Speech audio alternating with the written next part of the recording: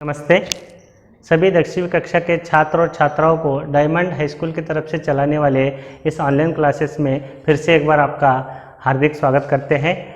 तृतीय भाषा हिंदी इस विषय में आपको दूसरा अध्याय है कश्मीरी शेप, जो कश्मीरी शेप नामक शीर्षक है, जिसके लेखक है मुंशी प्रेमचंद, जो एक कहानी है। मुंशी प्रेमचंद जी से द्वारा रचित एक कहानी है जिसके लेखक है मुंशी प्रेमचंद जी, जो एक कश्मीरी शेप नामक कहानी को, उनके जीवन में हुए अनुभवों को आपके सामने प्रस्तुत कर रहे हैं, जिसे हम जानने से पहले पहला भाग देखेंगे। इस पाठ का विशेषता या आशय।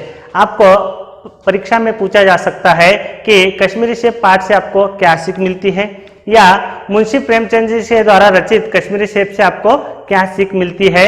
ये दोनों तरह के प्रश्न पूछ सकते हैं, तब आप इस उत्तर को लिख सकते हैं। इस पूरे पाठ का आशय क्या है हम जानेंगे एक एक कर। लेखक अपने अनुभव को बताते हुए पाठकों को सचेत कर रहे हैं। लेखक के जीवन में एक अनुभव हुआ है, उसे आपके सामने रखकर, उस अनुभव को आपके सामने रखकर उनसे हुए गलती को सुधारने के लिए लेखक आपको सचेत कर रहे हैं, सावधान कर रहे हैं। किस विषय में सावधान कर रहे हैं? इस कहानी में बाजार में लोगों के साथ होने वाले धोखेबाजी पर प्रकाश डाला गया। जब हम बाजार में कुछ सामान खरीदने जाते हैं, लोग हमें हमारे सरलता को देखकर हमें कहीं धोखा न दे, कहीं हम बाजार में सही दाम देकर गलत चीज न खरीदे, ऐसे विषय पर यहाँ पर बाजार में होने वाले धोखेबाजी पर लेखक प्रकाश डालते हैं। इसके अलावा खरीदारी करते समय सावधानी बरतने की आवश्यकता पर जोर दिया गया। लेखक के द्वारा हुए अनुभवों को खरीदारी करते समय हमें सावधानी बरतनी चाहिए कि किन चीज को हम खरीद रहे हैं वो सही है या गलत है, उसका दाम मोल भाव सही है गलत है, ये सब देखकर हमें बाजार में खरीदारी करनी चाहिए। इन सब विषयों पर मुंशी प्रेमचंद जी अपने जीवन के अनुभव को प्रकाश डालते हुए अपने कहानी में आपके सामने प्रस्तुत कर रहे हैं। और ये 2 अंक के लिए पूछेगा कि आशय या सीख या विशेषता क्या है, तो आपको लिखने आना चाहिए। बच्चों आगे चलते हम। आगे है लेखक परिचय। आगे के भाग में हम देखेंगे लेखक का सविस्तार परिचय, जिसमें लेखक मुंशी प्रेमचंद जी है। उन्हें यथार्थवादी कथाकार भी कहा जाता है। यथार्थवादी कथाकार किसे कहा जाता है ये जानेंगे। आपको मन में डाउट होगा कि यथार्थवादी कथाकार किसे कहा जाता है। मैंने यहाँ पर लिखा है यथार्थवादी कथाकार। जिन दिनों मुंशी प्रेमचंद जी जीवित थे, उनके जीवन अवधि में जो भी समाज में घटित होता था उसको देखकर यथावत जो का तो लिखना ही यथार्थवादी कथाकार कहा जाता है। उसमें कोई भी मिर्च मसाला लगाए बगैर जो समाज में घटित हो रहा है उसको यथावत लिखना ही यथार्थवादी कथाकार कहा जाता है। हिंदी साहित्य में यथार्थवादी कथाकार से नाम से जाने वाले लेखक कौन है? मुंशी प्रेमचंद जी। मुंशी प्रेमचंद जी का और एक नाम है उपन्यास सम्राट, जो उन्हें हिंदी साहित्य में एक उपाधि दी गई है, उपन्यास सम्राट कहा गया है। तो आपको पूछा जा सकता है कि हिंदी साहित्य में उपन्यास सम्राट किसे कहा जाता है या यथार्थवादी लेखक किसे कहा जाता है, तो आप मुंशी प्रेमचंद जी का नाम बता सकते हैं। तो यहाँ पर लेखक परिचय में सबसे पहले देखेंगे हम लेखक का नाम। लेखक का नाम मुंशी प्रेमचंद। तो अब नेक्स्ट, लेखक का जन्म दिनांक क्या है लेखक का? 31 जुलाई 1880 में। 31 जुलाई 1880 में मुंशी प्रेमचंद जी का जन्म होता है। अगले पॉइंट पर जाते हैं हम। जन्म स्थान, जो वाराणसी के पास लमही नामक गांव में हुआ था। मुंशी प्रेमचंद जी का जन्म कहाँ हुआ था? उत्तर प्रदेश के वाराणसी के पास एक लमही नामक गांव में, एक छोटे से गांव में मुंशी प्रेमचंद जी का जन्म 31 जुलाई 1880 में होता है। इनके बचपन का नाम यानी वास्तविक नाम, मुंशी प्रेमचंद जी का एक वास्तविक नाम था धनपत राय। जो उनके बचपन में उनको बुलाया जाता था धनपत राय नाम से बुलाया जाता था। उनका वास्तविक नाम क्या है बच्चों? धनपत राय। और आगे चलते हैं उनकी शिक्षा। कहाँ तक पढ़े थे मुंशी प्रेमचंद जी? मुंशी प्रेमचंद जी मैट्रिक तक ही पढ़ पाए। क्यों मैट्रिक तक पढ़ पाए? तो उनके घर की परिस्थिति बहुत ही गंभीर थी। गरीब परिस्थिति रहने की वजह से वो अपनी पढ़ाई को मैट्रिक तक ही पूरा कर पाए। आगे उनकी सेवा। मैट्रिक तक पढ़ने के बाद मुंशी प्रेमचंद जी शिक्षा विभाग में एक नौकरी करते हैं।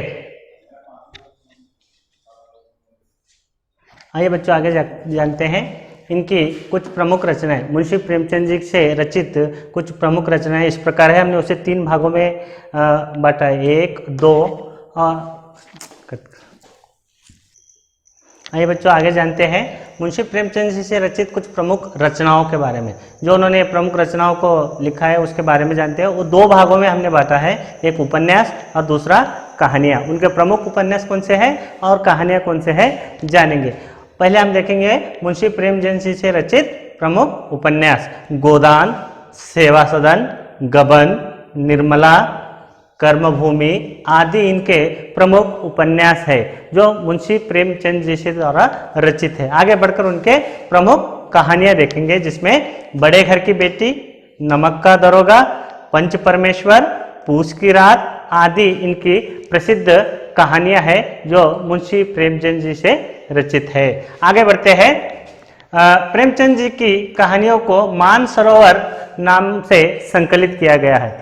मुंशी प्रेमचंद जी से रचित सभी कहानियों को किसमें मानसरोवर नामक संकलित में संग्रह किया गया है। आगे उनके परिचय में अंतिम पॉइंट देखेंगे। निधन 8 अक्टूबर 1936 में मुंशी प्रेमचंद जी का निधन होता है। ये हमने अब मुंशी प्रेमचंद जी के पूरे जीवन और उनके कृत्यों के बारे में जाना। आगे बढ़कर हम देखते हैं तीसरा पॉइंट जो मेन है शब्दार्थ। इस पाठ के कठिन शब्दार्थ की ओर चलते हैं, देखेंगे। शब्दार्थ में मेवा फरोश। मेवा फरोश का मतलब होता है मेवा या ताजे फल बेचने वाला। मेवा फरोश यानी ताजे फल बेचने वाला, जैसे बादाम, अखरोट, ताजे फल जो होते हैं ना उसको मेवा फरोश कहा जाता है। मेवा का मतलब बादाम, खारिक जो होते हैं ना सूखे हुए फल, उसे मेवा, और ताजे फल बेचने वाला दुकानदार को मेवा फरोश कहा जाता है। नजर, दृष्टि, निगाह या दिखाई देना। नीम कौड़ी। नीम कौड़ी किसे कहते हैं? नीम का फल, जो नीम के पेड़ को फल लगते हैं ना उसे नीम कौड़ी कहा जाता है। शब्दार्थ में आगे देखेंगे स्वाद। स्वाद का मतलब रुचि। जो हम खाना खाते हैं उसमें मीठा, तीखा, खट्टा जो भी होता है ना उसे हम रुचि कहते हैं। मोल भाव। मोल भाव यानी किसी चीज को खरीदने जाते हैं तो उसका प्राइस, मूल्य, कीमत या दाम कहा जाता है। तराजू, तोलने का एक साधन, या उसे कन्नड़ में तकड़ी कहा जाता है। जो आपको बाजार में जाते हैं तराजू पर तोल कर देते हैं ना, कितना 1 किलो 2 किलो, उसे हम क्या कहते हैं? तराजू। कायदा, नियम या रीति। कायदा किसे कहा जाता है? नियम या रीति या रूल्स एंड रेगुलेशन को भी कहा जाता है। गलना, किसी वस्तु का घनत्व कम होना। गलना मतलब किसी वस्तु का घनत्व कम होना, यानी उसमें से थोड़ा सा गल जाना, कम हो जाना, उसे हम क्या कहते हैं? गलना कहते हैं।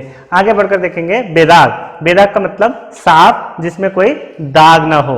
अगर हमें बोर्ड साफ करेंगे तो वो बेदाग हो जाएगा, साफ दिखेगा ना, वैसा साफ यानी जिसमें कोई दाग न हो। सुराग का मतलब होता है छेद। बेर, एक प्रकार का फल। बेर खाते ना आप, जिसे कन्नड़ में हम बारेके कहते हैं, वो बेर एक प्रकार का फल है। भाप लेना, पहचानना। सामने वाले व्यक्ति को भाप लेना, पहचान लेना, जान लेना, उसे हम क्या कहते हैं? भाप लेना। चौकस। चौकस यानी सचेत या सावधान रहना। हम कुछ काम कर रहे हो या कुछ खरीदारी कर रहे हो तो चौकस, सावधान रहना। कचहरी। कचहरी यानी दफ्तर, ऑफिस, जिसे हम कचहरी कहते हैं। साख। साख का मतलब होता है लेन देन। अब बिजनेस करते हैं ना, लेन देन, देना लेना, रुपए, उसको लेन देन कहते हैं। छठाक, शेर का 16वां भाग की 1 तौल, यानी शेर का 16वां भाग, जैसे कि रुपए में 100 भाग रहते हैं उसका 16वां भाग कहा जाता है। शेर का 16वां भाग की 1 तौल। रेवड़ी, तिल और चीनी से बना हुआ एक मिठाई, जिसे हम रेवड़ी कहा जाता है, जो हमारे साइड नहीं मिलता, लेकिन उत्तर प्रदेश साइड ज़्यादा से ज़्यादा रेवड़ी का प्रचलन है।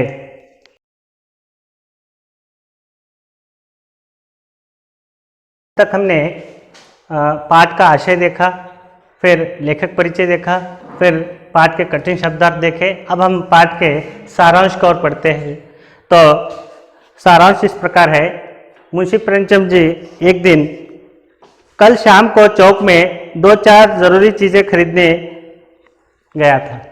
मुंशी प्रेमचंद जी एक बार क्या करते हैं, शाम के समय कुछ जरूरी चीजें खरीदने के लिए बाजार की ओर निकल पड़ते हैं, जहाँ इसको चौक कहा गया है। चौक का मतलब जहाँ 4 चौरास्ते मिलते हो उसे चौक कहा जाता है, जिसे अंग्रेजी में सर्कल भी कहा जाता है। तो एक शाम को मुंशी प्रेमचंद जी कुछ जरूरी चीजें खरीदने कहाँ जाते हैं? चौक जाते हैं।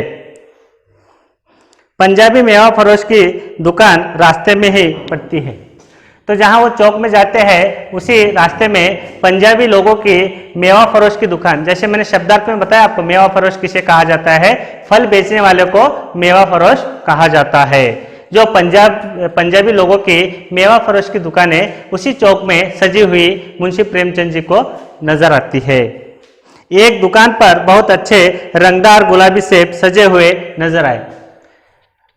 मुंशी प्रेमचंद जी को उसी चौक में क्या है, एक अच्छा रंगदार सेब से सजा हुआ पंजाबी मेवा फरोश की दुकान नजर आती है रास्ते में। आगे क्या होता है देखेंगे। जी ललचा उठा। अब उस दुकानदार के सेबों को देखकर मुंशी प्रेमचंद जी का जी ललचा उठा, उनके मुंह में भी पानी आने लगा उस गुलाबी रंगदार सेबों को देखकर कि मैं ये सेब खाऊं, ऐसा मन उनका होने लगा। आजकल शिक्षित समाज में विटामिन और प्रोटीन शब्दों में विचार करने की प्रवृत्ति हो गई है।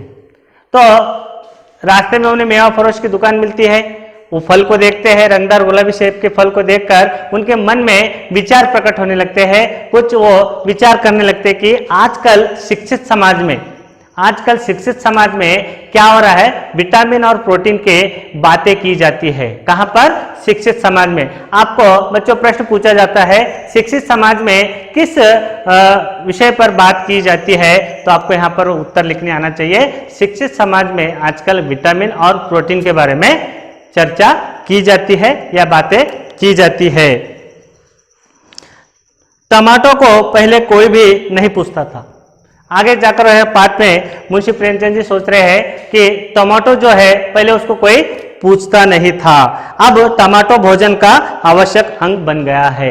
सेब से पहले टमाटो को भी कोई पूछता नहीं था, तो टमाटो क्या है, आज हमारे जीवन में भोजन का एक आवश्यक अंग बन गया है। गाजर भी पहले गरीबों के पेट भरने की चीज थी। गाजर क्या है, टमाटो से पहले गाजर जो है गरीबों के पेट भरने की चीज मात्र ही जानी जाती थी। अमीर लोग उसका हलवा ही खाते थे, मगर अब पता चला है कि गाजर भी बहुत विटामिन है, इसलिए गाजर को भी मेज पर स्थान मिलने लगा है। अब गाजर, अमीर लोग क्या करते थे, पहले गाजर को सिर्फ हलवा यानी उसे एक मीठा पदार्थ बनाकर खाया जाता था, अमीर लोग उसका हलवा ही खाते थे। लेकिन आज गाजर को भी मेज पर स्थान मिल गया, हमारे खाने के मेज पर गाजर को भी स्थान मिल गया है। क्यों, उसमें विटामिन है, तो विटामिन होने की वजह से गाजर को भी मेज पर, खाने के मेज पर स्थान मिल गया है। सेब के विषय में तो यह कहा जाने लगा है कि एक सेब रोज खाइए, आपको डॉक्टर की जरूरत नहीं रहेगी। सेब के बारे में आगे चलकर मुंशी प्रेमचंद जी उस सेब को देखकर सोचने लगते हैं कि अगर हम रोज एक सेब खाएंगे तो हमें कोई डॉक्टर की जरूरत नहीं है, हमें कोई बीमारी आने वाली नहीं है। अगर हमें बीमारी से बचना है तो हमें एक रोज अगर सेब खाएंगे तो हम डॉक्टर के पास जाने की भी जरूरत नहीं पड़ेगी। सेब तो रस और स्वाद में अगर आम से बढ़कर नहीं तो घटकर भी नहीं। अब आगे सोच रहे हैं मुंशी प्रेमचंद जी कि सेब तो विटामिन प्रोटीन से भरपूर है, उससे आम भी कुछ कम नहीं है, रस और स्वाद में सेब से बढ़कर भी नहीं और कम भी नहीं, इस प्रकार से आगे सोच रहे। सेब तो रस और स्वाद में अगर आम से बढ़कर नहीं तो घटकर यानी कम भी नहीं है। सेब को यह स्थान मिला चुका है, अब वह केवल स्वाद और चीज नहीं, उसमें गुण भी है। सेब को भी यह स्थान मिल चुका है जिसमें स्वाद ही नहीं बल्कि उसमें एक अच्छा गुण भी है। हमने दुकानदार से मोल भाव किया और आधा शेर मांगा। उन्होंने वो सब मन ही मन में मुंशी प्रेमचंद जी सोचने लगे। उस मेवा फरोश की दुकान को देखने के बाद, आगे जाने के बाद, सोचने के बाद उस दुकानदार के पास जाते हैं, जाकर आधा शेर सेब लेने का सोचते हैं। आधा शेर सेब मांगते हैं। आधा शेर का मतलब लगभग आधा किलो होता है, जो 500 ग्राम को कितना होता है, आधा किलो, लगभग आधा किलो शेर कौन किससे मांगता है, मेवा फरोश दुकानदार से। कौन मांगते हैं, लेखक मुंशी प्रेमचंद जी मांगते हैं।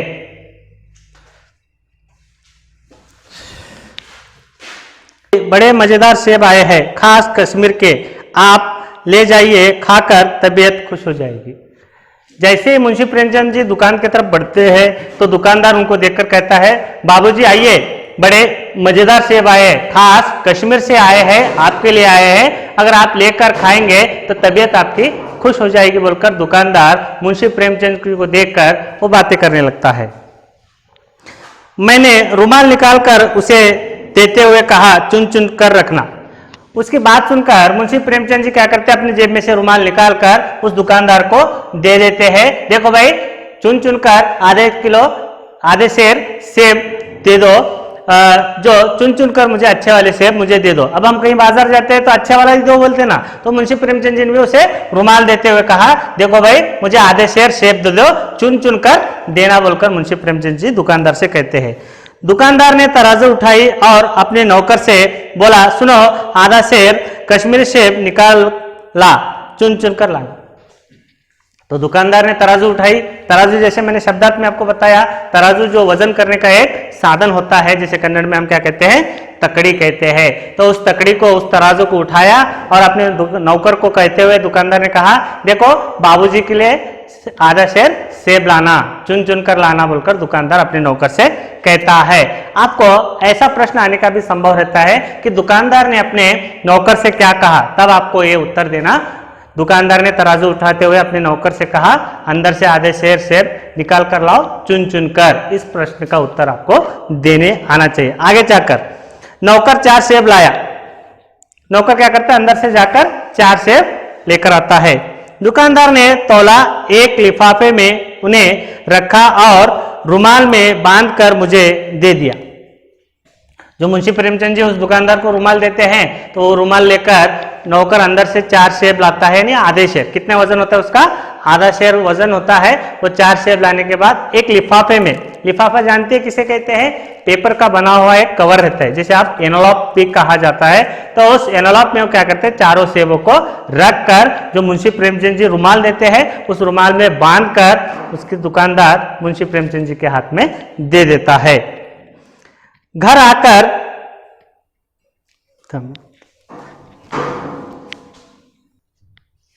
मुंशी प्रेमचंद जी उस दुकानदार को 4 आने देकर वो रुमाल ले लेते हैं, जिसमें आधा शेर सेब रहते हैं। 4 आना मतलब 25 पैसे। 4 आने की कितनी कीमत होती है, 25 पैसे होती है। घर आकर लिफाफा जो का तो रख दिया। मुंशी प्रेमचंद जी उस मेवा परोस के दुकानदार से जो लिफाफे में रुमाल में बंद कर जो सेब लाते हैं, घर आकर उसे जो का तो रख दिया, जैसे का वैसा घर में रख दिया। रात को सेब या कोई दूसरा फल खाने का कायदा नहीं है। तो मुंशी प्रेमचंद जी ने सोचा कि रात के समय कोई फल या कोई सेब खाने से कोई फायदा तो नहीं है, ऐसा कोई कायदा भी नहीं। कायदा का मतलब नियम या रूल्स। तो हमें रात में फल खाना ही चाहिए, ऐसा कोई कायदा नहीं है। तो इसलिए उन्होंने सोचकर उस फल के रुमाल को जो का तो घर में रख दिया। फल खाने का समय तो प्रातःकाल है। तो मुंशी प्रेमचंद ने सोचा कि रात में फल खाने से कोई फायदा नहीं है, तो फल खाने का समय तो कब है, प्रातःकाल। प्रातःकाल यानी सुबह, मॉर्निंग के समय में है। आज सुबह मुंह हाथ धोकर जो नाश्ता करने के लिए एक सेब निकाला तो सड़ा हुआ था। सुबह लेखक जब फल खाने का सोचते हैं तो क्या करते देखिए, फल खाने का समय तो प्रातःकाल है। आज सुबह मुंह हाथ धोकर जो नाश्ता करने के लिए एक सेब निकाला तो सड़ा हुआ था। 1 रुपए के आकार का छिलका गल गया था। जब मुंशी प्रेमचंद जी उस लिफाफे से में, उस रुमाल से, उस लिफाफे में से नाश्ता करने के लिए एक सेब निकालते हैं तो कैसा था उसका हालत। आपको प्रश्न पूछा जाता है सेब की हालत के बारे में लिखिए, तो इसे ध्यान से देखिए कि चारों सेब की हालत कैसे थी। तो पहला सेब निकाला मुंशी प्रेमचंद जी ने, पहला सेब निकाला तो उसका सेब का छिलका 1 रुपए के आकार का गल गया था। छिलका गल जाना है, नहीं आधा सड़ा हुआ था। जैसे मैंने यहाँ पर चित्र में बताया कि सेब तो पूरा है, लेकिन उसके अंदर 1 रुपए के आकार के उतना छिलका गल गया था उस सेब का। तो पहले सेब के यहाँ पर पहले सेब की हालत को मुंशी प्रेमचंद जी बताते हैं कि पहला सेब का छिलका 1 रुपए के आकार में गल गया था। तो यहाँ पर मैंने चित्र में बताया है कि सेब तो पूरा था, लेकिन उसके अंदर 1 रुपए के कॉइन रहते ना, 1 रुपए के सिक्के के आकार का सेब का छिलका गल गया था। यानी वो 1 रुपए के सिक्के के उतना छिलका सड़ा हुआ था, गल गया यानी सड़ा हुआ था। अब आगे देखते हैं, दूसरा निकाला मगर यह तो आधा सड़ा हुआ था, आधा सड़ा हुआ था। दूसरा सेब निकाला, मुंशी प्रेमचंद जी एक तो उतना सड़ गया बिल्कुल छोड़ दिए, दूसरा सेब निकाला, दूसरा सेब आधा सड़ा हुआ था, यानी वो सेब पूरा अच्छा नहीं था जिसमें आधा सेब सड़ा हुआ था। अब संदेह हुआ कि दुकानदार ने मुझे धोखा तो नहीं दिया। अब एक सेब दिया है तो गलती से दिया होगा, एक सेब अगर सड़ा हुआ है तो दुकानदार ने न देखा होगा या अंधेरे में गलती से दिया होगा बोलकर मुंशी प्रेमचंद जी छोड़ देते हैं। जब दूसरा सेब निकालते हैं तो आधा सड़ा हुआ था, तो अब उनको संदेह होने लगा कि दुकानदार ने मुझे धोखा तो नहीं दिया। तीसरा सेब निकाला, यह तो सड़ा न था मगर एक तरफ दबकर पिचक गया था। अब दो सेब की हालत मुंशी प्रेमचंद जी देख चुके हैं, अब तीसरा सेब निकालते हैं उस लिफाफे में से, तीसरा सेब पिचक गया था। सेब तो था लेकिन पूरा पिचक गया था। ऐसे दबाने के बाद कैसा होता है, पूरा अब सेब को रखकर अब पैर से दबाने के बाद कैसे पिचक जाता है ना, पूरा सेब ऐसा पिचक गया था, सही नहीं था। चौथा देखा तो वह तो बेदाग था मगर उसमें एक काला सुराख था जैसे अक्सर बेरों में होता है, काटा तो भीतर से वैसे धब्बे जैसे बेर में होते हैं। तो चौथा सेब निकाला वो पूरा बेदाग था यानी बाहर से पूरा बेदाग था, उसमें एक काला सुराख था जैसे अक्सर बेरों में होता है। बेर जिसे हम बारे के कहते हैं, बारे के को अगर हम देख कर नहीं खाएंगे तो अंदर सुराख रहते हैं, कीड़े रहते हैं, तो ऐसे ही प्रकार में चौथा सेब बेदाग तो था लेकिन उसमें क्या था, काला सुराख था, एक काला सुराख था जैसे अक्सर बेर के फल में होते हैं, बेरों के फलों में होते हैं। तो चारों सेब बेकार निकल चुके थे। तो मुंशी प्रेमचंद जी ने सोचा कि एक सेब भी खाने लायक नहीं था। आपको प्रश्न पूछेगा सेब की हालत के बारे में लिखिए, तो आपको लिखना है पहले सेब कैसा था, दूसरा सेब का हालत कैसा था, तीसरा सेब का हालत कैसा था, चौथे सेब का हालत कैसा था। इस प्रकार से आपको उसको लिखना है, तब जाकर आपको सही अंक प्राप्त कर सकते हैं। एक सेब भी खाने लायक नहीं था। 4 आने पैसों का इतना गम ना हुआ जितना समाज के इस चारित्रिक पतन का। मुंशी प्रेमचंद जी को 4 आने यानी 25 पैसे जाने का गम नहीं है, लेकिन उन्हें इस चरित्र को भरोसा कर जो उन्होंने रुमाल देकर जो सेब खरीदी किए आंख मूंझकर, उसको दुख होता है मुंशी प्रेमचंद जी को कि समाज की हालत कितनी बिगड़ चुकी है कि सीधे साधे इंसान कोई अगर कुछ खरीदने जाता है तो उसे ठगने वाले बहुत मिलते हैं। तो इस चारित्रिक पतन का उन्हें बहुत दुख होता है, नहीं लोगों का कैरेक्टर कितना गिरता जा रहा है इस बात पर उनको दुख होता है। लेकिन 4 आने होने का गम नहीं होता, लेकिन उन्हें धोखा देने का बहुत ही गम होता है। दुकानदार ने जानबूझकर मेरे साथ धोखेबाजी का व्यवहार किया है। अब पूरा समझ गए, ये चारों सेब की हालत देखकर मुंशी प्रेमचंद जी समझ गए कि दुकानदार ने पूरी मुझे धोखेबाजी का प्लान बनाया था और मुझे वो पूरा ठग चुका है। एक सेब सड़ा हुआ होता तो मैं उसको क्षमा के योग्य समझता। 4 सेब लिए हैं मैंने उस दुकानदार से, अगर गलती से एक सेब सड़ा हुआ भी निकला हो तो मैं उसे क्षमा कर देता क्योंकि वो जानबूझकर आया होगा। लेकिन चारों के 4 सड़े हुए आना, चारों के 4 सेब खाने लायक न होना, ये उन्हें क्षमा के योग्य नहीं समझते। कौन? मुंशी प्रेमचंद जी। सोचता उनकी निगाह न पड़ी होगी, तो सोचते कि वो चारों सेब पे निगाह, एक सेब पर निगाह न पड़ी होगी तो उन्हें क्षमा भी कर देता, लेकिन चारों के 4 सड़े हुए निकले। मगर चारों के चारों खराब निकल जाए ये तो साफ धोखा है। तो दुकानदार ने मुझे साफ तरीके से धोखेबाजी का व्यवहार किया है बोलकर मुंशी प्रेमचंद जी को समझ में आता है। मगर इस धोखे में मेरे भी सहयोग था।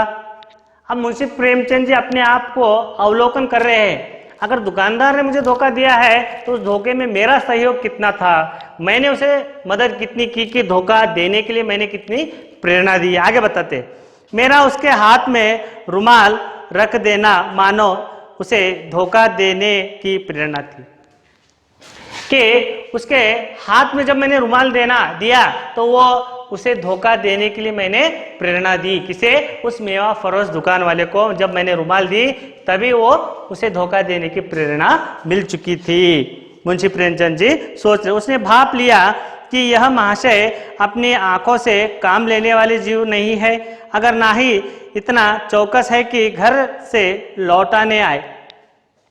उसने जान लिया कि ये महाशय इतने सीधे साधे दिख रहे हैं कि अगर मैं इन्हें सड़े सेब भी दूं, घर ले जाएंगे तो वापस लाने की समझदारी नहीं करेंगे, इतने चौकस नहीं है, बोलकर उस दुकानदार ने मुझे भाप लिया यानी उस ग्राहक को दुकान के मालिक ने जान लिया कि ये सतर्क इंसान नहीं है, चौकसी करने वाला इंसान नहीं है, मोल भाव करने वाला इंसान नहीं है, तो इसे मैं ठग सकता हूं बोलकर, अगर वो घर जाए सड़े से भी वापस नहीं ला सकते बोलकर ऐसा उस दुकानदार ने मुंशी प्रेमचंद जी के स्वभाव को समझ लिया था। महाशय का मतलब होता है यहाँ पर सज्जन व्यक्ति या सर कह सकते हैं। चौकस का मतलब चौकसी, बिना मोल भाव के मुंशी प्रेमचंद जी ने उनसे सेब खरीदे, रुमाल दिया, तो ये सीधा सीधा सज्जन व्यक्ति है, वापस सेब नहीं लाएंगे, तो इसमें फायदा दुकानदार का ही होगा। आदमी बेईमानी तभी करता है जब उसे अवसर मिलता है। तो मुंशी प्रेमचंद जी सोच रहे इंसान कब धोखेबाजी करता है, जब उसे अवसर प्राप्त होता है। तो उसे जब अवसर प्राप्त कब होता है, जब हम उसे अवसर देते हैं। तो यहाँ पर मुंशी प्रेमचंद जी उसे रुमाल देकर उसको धोखेबाजी करने का अवसर दे चुके हैं। अब अपने आप में मुंशी प्रेमचंद जी सोच रहे कि इंसान कब बेईमानी करता है, जब उसको अवसर मिलता है तब वो बेईमानी करते हैं। इस प्रकार से मुंशी प्रेमचंद जी आगे बताते हैं, बेईमानी का अवसर देना चाहे वह अपने ढीलेपन से ही हो या सहज विश्वास से, बेईमानी में सहयोग देना ही है। तो दुकानदार से हो या हमसे हो, अगर हम ढीले रहे, हम सतर्क नहीं रहे, तो दुकानदार हमारा फायदा उठाएगा। तो हम अगर सतर्क रहे तो दुकानदार से हम सही चीज खरीदी कर सकते हैं। तो हमारे ढीलेपन से दुकानदार पूरा हमें धोखा देने का फायदा उठाते हैं बोलकर मुंशी प्रेमचंद जी यहाँ से आगे बताते हैं, पढ़े लिखे बाबुओं और कर्मचारियों पर तो अब कोई विश्वास ही नहीं करता। उनके जमाने में जब मुंशी प्रेमचंद जी ऐसा व्यवहार देखते हैं तो पढ़े लिखे बाबुओं यानी पढ़े लिखे लोगों पर, बाबुओं मतलब लोगों पर, पढ़े लिखे व्यक्तियों पर आजकल के समाज में कोई विश्वास ही नहीं करता। जैसे कर्मचारी यानी एक ऑफिसर जिनका कोई विश्वास नहीं करता। क्यों नहीं करता? किसी थाने या कचहरी या म्युनिसिपैलिटी में चले जाइए, आपकी ऐसी दुर्गति होगी कि आप बड़ी से बड़ी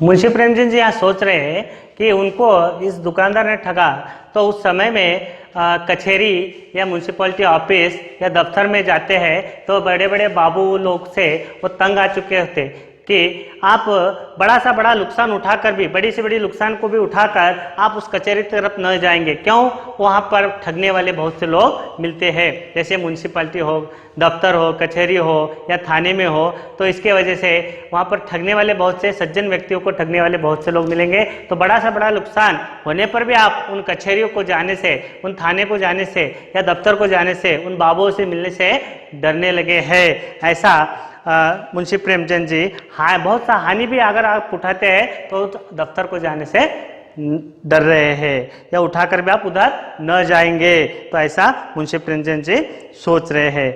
अब उन्हें मुंशी प्रेमचंद जी को यहाँ पर अपने बचपन के कुछ दिनों को याद करते हैं। कैसे? देखिए, पहले ऐसा नहीं था, व्यापारियों की साख बनी हुई थी। पहले ऐसा नहीं था यानी मुंशी प्रेमचंद जी के बचपन में ऐसा नहीं था। व्यापारियों की साख का मतलब होता है लेन देन, बिजनेस करना, लेना देना।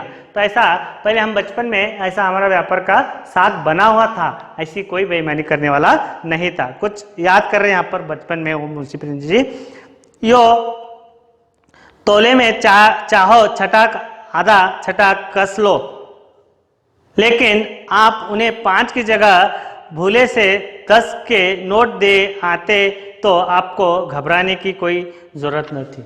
अगर आप कुछ सामान खरीदी करते हैं किसी दुकान पर, किसी सब्जी वाले से, किसी फल वाले से, तो अगर वो बेईमानी करता होगा लेकिन छटाक आधा छटाक कम तोलता होगा किलो में, अब किलो ले रहे हैं तो छटाक आधा छटाक कम तोलता होगा, तो लेकिन इतनी बेईमानी नहीं करता कि अगर गलती से आप उसे 5 रुपए का सामान खरीदी किया हो, अगर गलती से आप उसे 10 का नोट देकर आते हैं तो वो इतना बेईमान नहीं था कि वो नोट को रख ले। तो वो ऐसे बातों को सोच रहे हैं। कौन? मुंशी प्रेमचंद जी। अगर हम 5 का नोट 10 का नोट देकर आते, 5 का सामान खरीद के, तो डरने की कोई बात नहीं थी। कब? उनके बचपन के दिनों में मुंशी प्रेमचंद जी कह रहे वो सुरक्षित थे, कभी भी जाए तो हमें वापस मिल सकते थे। मुझे याद है ऐसी घटना मुंशी प्रेमचंद जी के जीवन में घटती है, उन्हें याद आ रहा है। मुझे याद है एक बार मैंने मोहर्रम के मेले में एक दुकानदार से 1 पैसे की रेवड़ियाँ ली थी और पैसे की जगह अठन्नी दे आया था। उनके बचपन में एक मोहर्रम के मेले लगते ना, हम जत्रा बोलते उससे, तो ऐसे एक मेला उनके बचपन में उनके गांव में लगा हुआ था। तो उस गांव में उन्होंने उस मेले में एक रेवड़ी वाले, रेवड़ी मैंने जैसे शब्दार्थ में बताया आपको, रेवड़ी किसे कहा जाता है?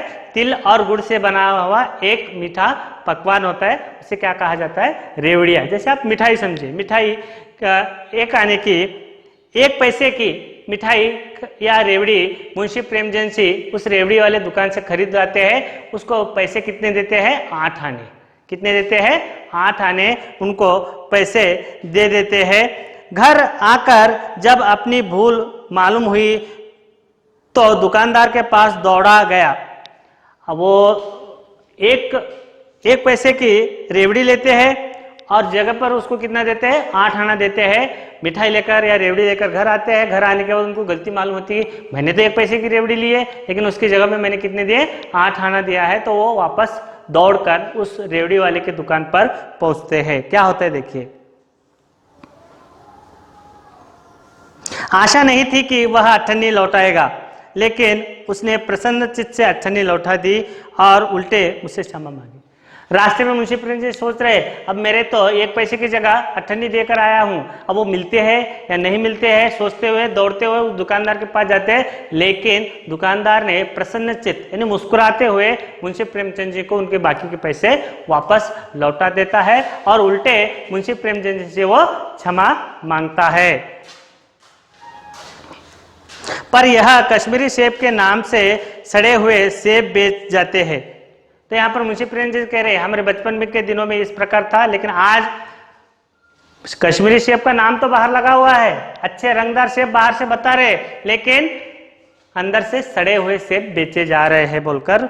मुझे आशा है पाठक बाजार में जाकर मेरी तरह आंख न बंद कर लिया करेंगे, नहीं तो उन्हें भी कश्मीरी सेब ही मिलेंगे। तो मेरे जीवन में जो घटना हुई है, तो आपके दिनों में, आपके जीवन में घटना नहीं होनी चाहिए। आप कहीं बाजार जाइए या कुछ खरीदारी करने जाइए तो वह पहले सबसे पहले उसका मोल भाव कीजिए, फिर उसके मोल भाव करने के बाद सतर्कता के साथ, सावधानी के साथ अपने सामान को, वस्तु को खरीदी कीजिए। कहीं अगर मेरे जैसे भूल चूक कर गलती करते हैं तो आपको भी सड़े हुए सेब भी मिलेंगे जो कश्मीरी सेब के नाम से बेचा जा रहा था। इस प्रकार से कश्मीरी सेब पाठ से हम ये सब जान सकते हैं। तो मैं आशा करता हूँ कि इस कक्षा में आपको ये पूरा पाठ आपको समझ में आया होगा।